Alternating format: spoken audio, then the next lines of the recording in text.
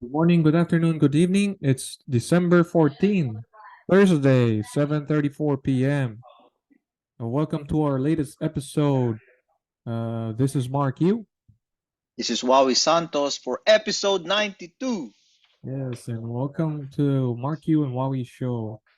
So for today's episode, we call it Rising Tide. Why is it so? We're gonna find out in a little bit. We have some charts to show you guys, and you guys are in for a treat. So, just as a disclosure, me and Wawi are both healthcare professionals here in the US, and we're not registered financial planners. But yeah, we consider ourselves heavily invested in the stock market as we are personally exposed to Mr. Market and its mood swings. Mm-hmm. So, on a weekly basis, we take a look at the sentiments, which we're now going to look at. So this is the American Association of Individual Investors. Once a week, they came out with their survey. So it comes out every Thursday. So this one is just published yesterday. So as of yesterday, 12/13, wow, look at that jump from 47.3 last week. Wow, we've breached through 50%. We're at 51.3 bullish. A lot of That's a investors are that's bullish. a very strong signal right there. It is, yeah. A big jump from what we've been seeing the past several months. So it does say here, wow, we've never paid attention to the historical view, but 1 year bullish high was back in July 19th at 51.4. And we're at 51.3. So we're close to 1 year bullish high. And yep, bearish investors definitely have retreated from 27.4 down to 19.3. So a lot of people right now are probably joining the Santa Claus rally that I think we have spotted months ago, like a month ago, or a little more than that, since we started putting this bull cover on our screen. Yeah. Let me just take a Yeah. look at our I, recordings. Yeah, go ahead, I Wally. I think we've been bullish for the past four episodes. 1 month, So yeah, yeah, one, about a month now. 4, 5, 6, six We've been episodes ago. So about a month and a half. ex- exciting times. So Yes. we were right. We were right. An earlier Christmas rally than what we've been expecting.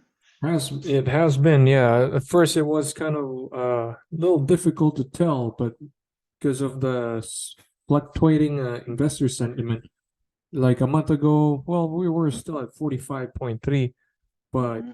it was hard to tell until at least the meeting that had ended yesterday from the Federal Reserve that they Hmm. are gonna hold their Fed rates at the And same. all the leading economic indicators were going towards that bullish signal. So True.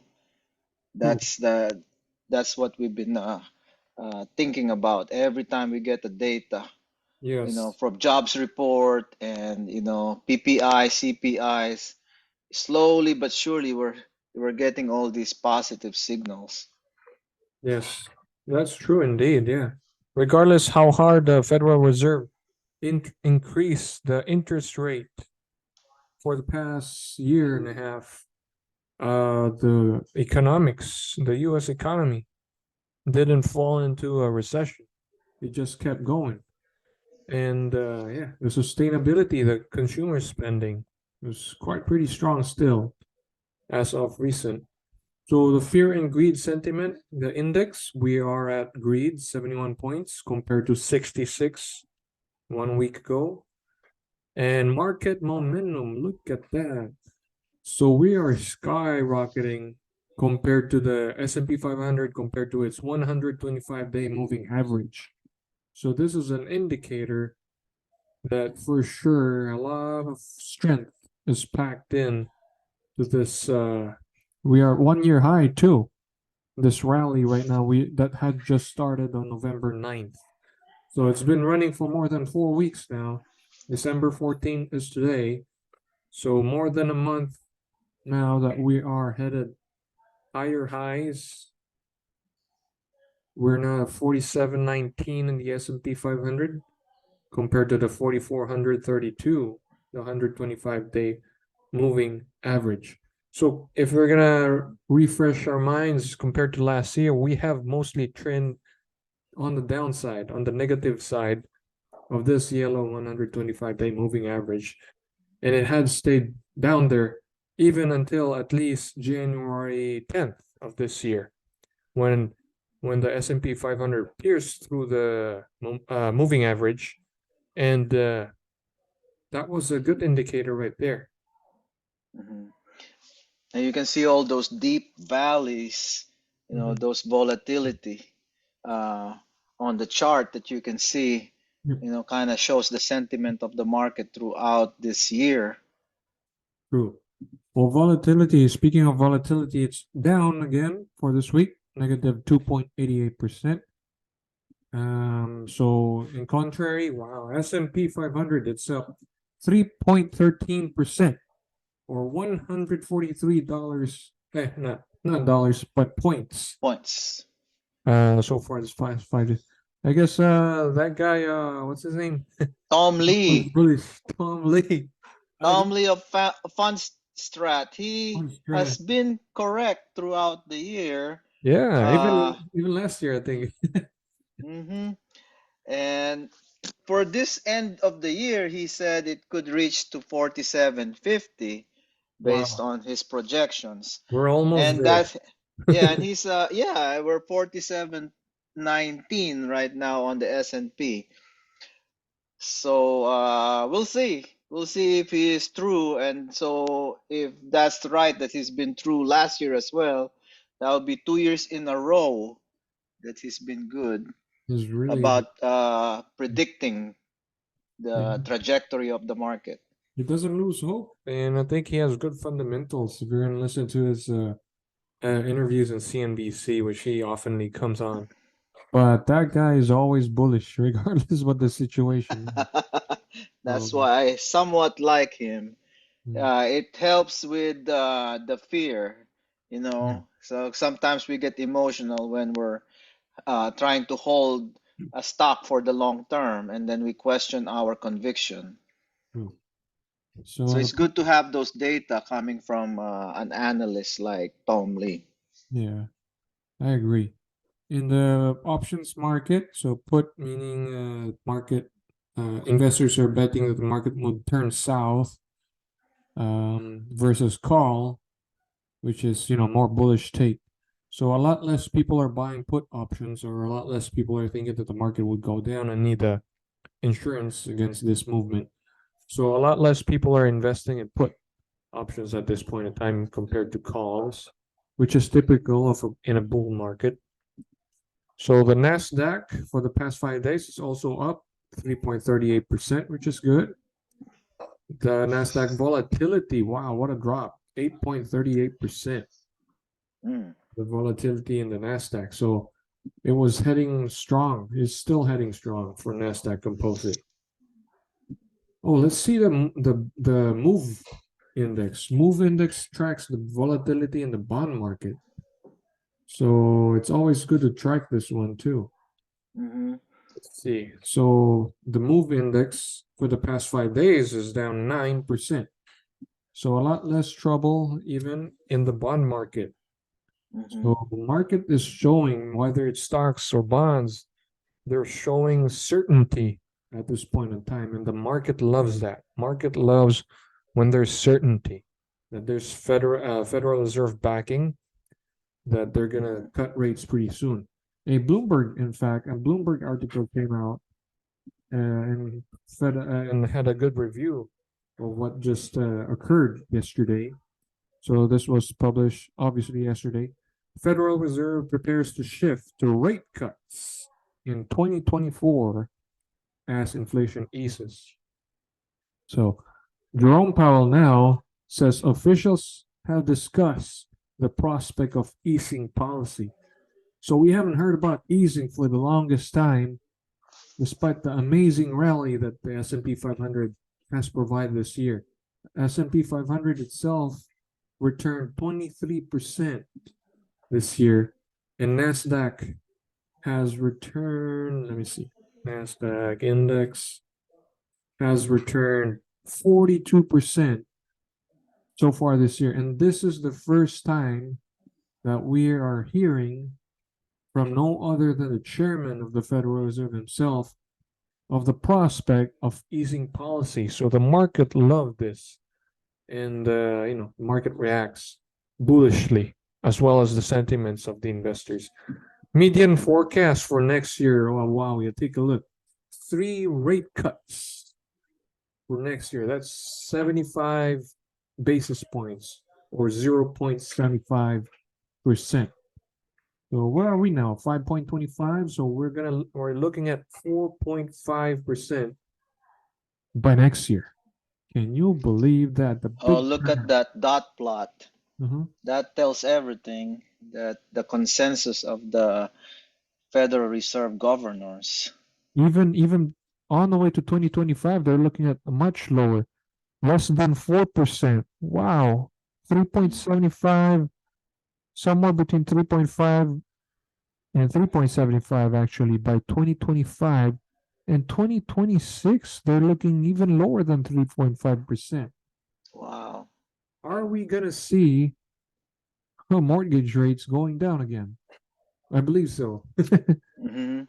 It's good to refinance at that time for sure, because right now, what we have just shared on our group, that the mortgage 30-year have dropped less than 7% again, and we haven't seen that since July of this year. Look at that drop today, though. Yeah, big drop today. Wow. It's reacting like it's a stock price right now. 6.62 right now. Wow. Well, it's reacting like the 10-year yield, Uh-huh. and it dropped to, let's see what it was a while ago, 3.92. A big drop on the 10-year. Um, Wow. Yeah, I think I did see that from a bar chart post too. Biggest drop, right? Since mhm. 2017, I think.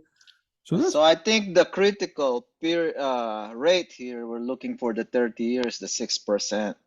right. You'll see a lot more house opening up to be sold once it reaches that 6% mark. Yeah, I guess because the homeowners now might think that 6% I can swallow that compared to 8%. Mm-hmm. That's a couple $100 off. If you're gonna do a quick math from Google mortgage finance calculation, mortgage calculator, we could actually run let's just say the average home price is $400,000 at this point. So if you're gonna include taxes, 400,000. I don't know why it jumped to 5 million. So at 8%, 30-year fix, the payment would be roughly monthly. The mortgage would be $2,800. Mm-hmm. Now it just dropped to 6%, 6.62. So let's just say 6.62. The monthly mortgage had dropped $2,582. So that's $300 off your Mm-hmm. monthly mortgage. So that's a really attractive deal at this point. If you think that the interest rate won't go down anymore, or you're satisfied at this level and would just rather refinance it later and you have to move and buy a house, I'm pretty sure there are lots of people who have been thinking about this now Mm-hmm. that we're seeing a huge, or maybe they're still not aware. This hasn't made the news yet. This hasn't made the news yet. This is as of today's close, December 14th. 6.62. That's crazy. Crazy low. We haven't seen that low since May. Since forever. May of 2023. So it's been seven months. Yeah, it's quite a while. So Federal Reserve, I mean, they're doing an amazing job. It's crazy. Mm-hmm. And they're looking at 75 basis points deduction too next year. And we know that builders have a better, mortgage rate than the banks. Exactly. So it's gonna really open up the market now. The question is, how wild would the home prices be at? The house prices? Because right now we're still growing, right? We're still increasing despite the home price is still increasing despite the crazy interest rates hike. And that's the question of, how much is price gouging or, this, taking advantage of this situation, Yeah. for so we'll see. Yeah, as We'll we all know, see. like as interest rates go down, a lot more buyers flood the market. Hmm. And if that's the case, and there's a little bit less options out there, not a whole lot of people would still want to sell if that's the case. Then the supply of new homes and build houses would probably not meet the demand, so the home prices would still go up. So question of Hmm. inflation there, and we'll see. We'll see how it goes because 75 basis point cut. That's quite impressive. So for the past week, taking a look at the industries, different sectors, the best performing sector, as we were just talking about, is real estate, Yes, the property market. yes. Especially on the equity side, the REITs have really done well, and Mm, you can see financial as well coming or starting to rise up on the news. true. Financials, basic materials, some commodities. So I don't know if Hmm. Federal Reserve will be alarmed with a 1 week performance, but commodities are increasing. Even oil, energy, the market 3.68% higher. Technology and utilities. So it's quite a comeback. Yeah, definitely, a rotation. Mm, We are experiencing a rotation now, towards a new cycle. mm, So we're still early on that, but there might be some things, that are unexpected. Especially winter is coming. We'll have to watch closely how yeah. things develop. So for the fund flows, this is coming from Bank of America. I don't think Reuters had come out with their fund flows yet. So this is from Bank of America. This was published just 2 days ago. They report that they saw the first week of net client capital outflows since October. Investors are selling out, according to Bank of America. So, global research team of Bank of America said there were outflows observed across hedge funds and institutional clients totaled $1 billion. Well, I'm expecting some more of that volume to increase because as people, do some tax loss harvesting, we should see some more of that and rebalancing in the perceived rotation. Yep. They'll start juggling things, and I'm optimistic that by January we should see an uptrend after all of that is done. Yeah, and if you're going to take a look closely to their report, the outflows came out primarily from the healthcare space. I'm thinking like Eli Lilly, those very good performers since the start of the year.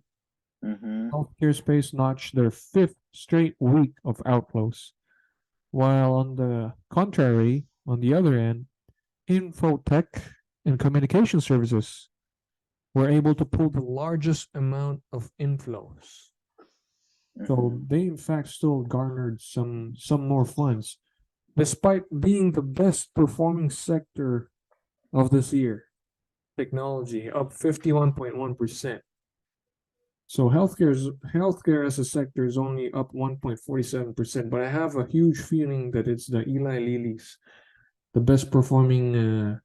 Because even Pfizer, if you're gonna take a look, I think Pfizer dropped a good amount yesterday. Even Pfizer, yes, down to 26%, $26 a share, and it has lost nearly half of its value.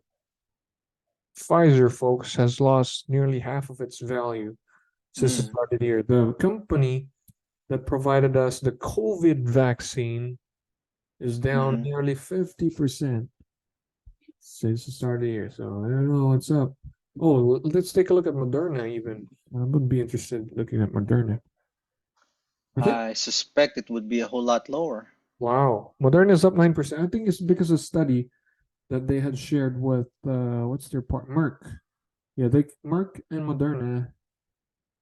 Uh, Oh, so Keytruda, which is Merck's vaccine, combined with one of Moderna's products, cuts risk of the deadly skin cancer by nearly half. oh wow. So that's warmly accepted by Wall Street today. Risk of death or relapse, most deadly form of cancer after 3 years. This is a mid-stage trial data. So it's a pretty good reaction. Market loves it. But Moderna is actually down, yep, 52% since the start of the year. So not much love being given to the heroes Of COVID. of COVID, yeah, vaccine manufacturers. So just a consumer report from Seeking Alpha. Retail sales surprised to the upside in November. So it says here, here are some of the winners and losers for the retail sales. Um, Electronics and appliance store stood out with 12% jump, according to Seeking Alpha, which bodes well for companies such as Best Buy, Samsung, and Whirlpool. Sales momentum for health and personal care stores was strong again as well. 10.9% increase year over year. That includes restaurants. Oh, so that's health and personal care stores, 10.9%. As well as restaurants. Restaurants showed 11.3 increase year over year, which is a positive sign for McDonald's, Brinker International, Shake Shack, Chipotle, and restaurant brands. Non-store retailer was also hot, 10.6% year-over-year jump, which is favorable for Amazon, Shopify. Auto dealer were up 5.8%, which is of interest to CarMax, AutoNation, Carvana, Lithium Motors, and Penske Automotive Group. So the underperforming sales goes to the furniture and home furnishing stores. 7.3% drop in sales. Companies such as Lazy Boy, Ethan Allen, Bassett Furniture, Lovesac, Hooker Furnishings, Restoration, Hardware, Restoration, I don't know H what stands for. RH. Let's see. So home furnishings are not so much hot. I would say we should include the Home Depot there and Lowe's. I don't know why they didn't mention that. But yeah, Amazon, Target, these are the companies that were mentioned that could be off benefit for the coming fourth quarter report next earnings season. Well, definitely online retail is the winner here this this holiday season. Regarding furniture companies, that should start picking back up when home sales start picking back up as well. People moving and getting new furnitures for new homes. Oh, if housing picks up, then yep, a lot more for sure. Uh, It never stops. Like the moment you start modeling your home, mhm, man, the expenses, the things that you want to buy, the things you want to get done. Yep, and most of that.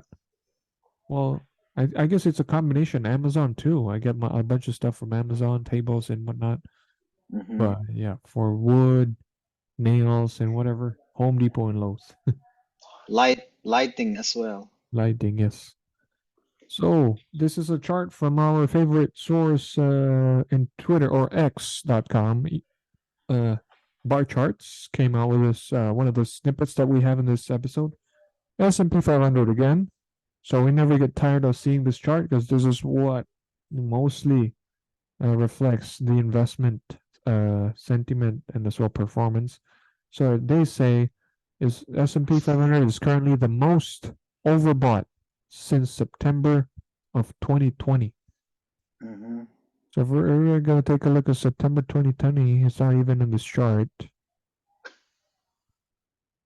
But usually it's not a good sign if a stock or in this in return in this one specific example, it's the broader index, the largest index, the S&P 500.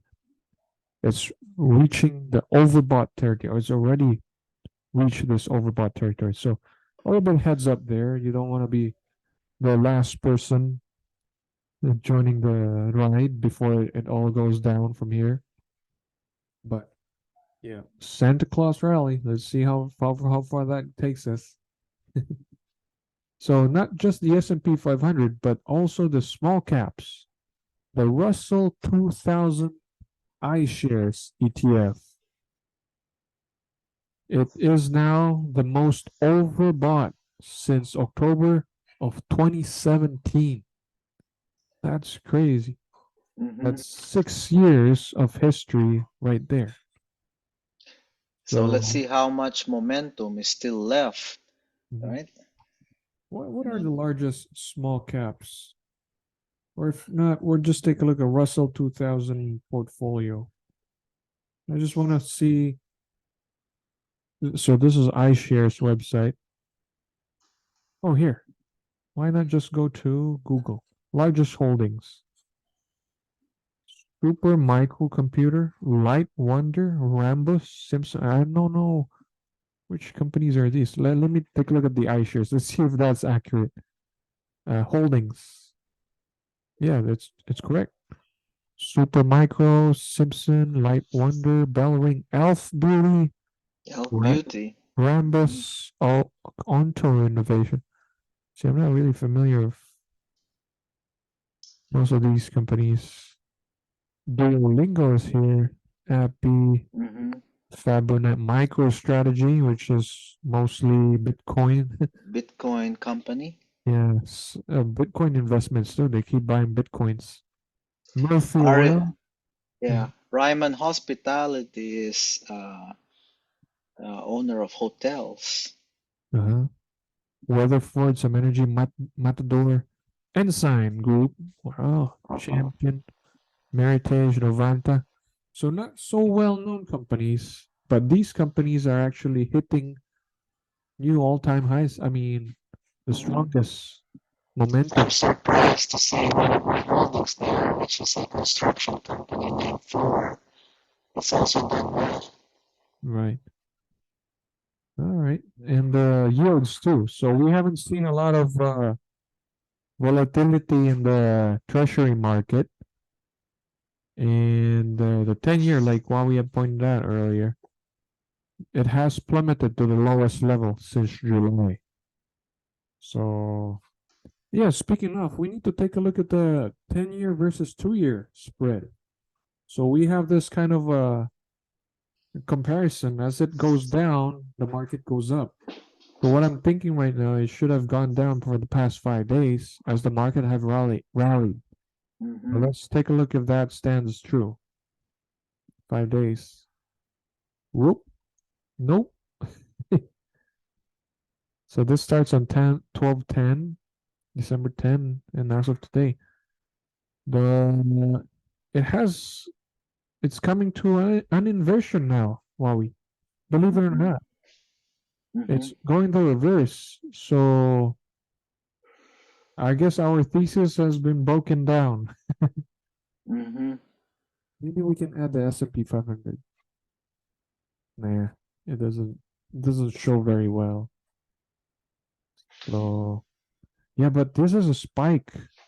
This is a spike right here. So will we see a sell-off tomorrow? I don't know. Because usually they're inverse. If this 10-year, 2-year goes down, the market rallies. but it has been going up for the past 5 days. It's gone down yesterday. Look, boom. And then whoop, it rallied back up. So I don't know if this is a good indicator for tomorrow's performance, but that's quite a jump. That's the highest at 3.0 negative 0.375. That's the highest in the past 5 days. So is the market yet to react to this?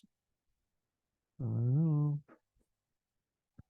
For the past month though, we've been bullish, so let's see. Yeah, Wawi, I think our thesis is still true. So for the past Looking at the macro, yeah, one this month chart. 1 month, yeah, 1 month, the S&P 500 has rallied pretty well. So we started the month at least 11 back in November 14, which is a month to this date, negative 0.38, and right now we're at negative 0.47. So we're more negative. So market has rallied indeed. So it kind of stands still, I guess, on the long term, about in a month outlook. But for a weekly outlook, our thesis has kind of gotten broken already. So they've market has proven us wrong in the short term. So we'll just see about tomorrow's reaction. Tomorrow's Friday, guys. So anything can happen on the market. The dollar index, according to bar chart, is falling off a cliff. This is also an Well, indicator. well, tomorrow is a big, um, well, that's a huge amount of options are expiring tomorrow, so it can go both ways. We'll see. Yeah. And the thing about dollar index is also it's almost well, it's actually inversely related to the S&P 500. As the dollar gets weaker, a lot of companies get more of their products sold overseas. So that's good for business. Hmm. So the dollar has weakened, you could tell, since October. And the market kind of has rallied since mid-November. So it's kind of like inversely proportional too. So this is a good sign for the market. If it is continuing its drop. So we're now at 101.83 points. So just an article from Bloomberg on December 8th. This is kind of outdated already for a fast-paced moving market. So this guy is actually quoted Stifle sees S&P hitting 4650. We're actually 47 now. So this is old news, but there has been a $7 trillion rally so far. So it says buy and hold investors beat all technical tools tracked by Bloomberg. Market timers tempted to call top as index hovers near 46, and they're tempted to call top at 46. We're at 47 now, guys. Hmm. So this buy line here didn't age well, but yeah, let's see if there's a there it is. Buy and hold. They're up 19.4% this year. The buy and hold people, long-term Hmm. investors. Woo-hoo. Yeah, kudos to the group. Simple moving average. So this is like the market momentum actually that we have always been taking a look at.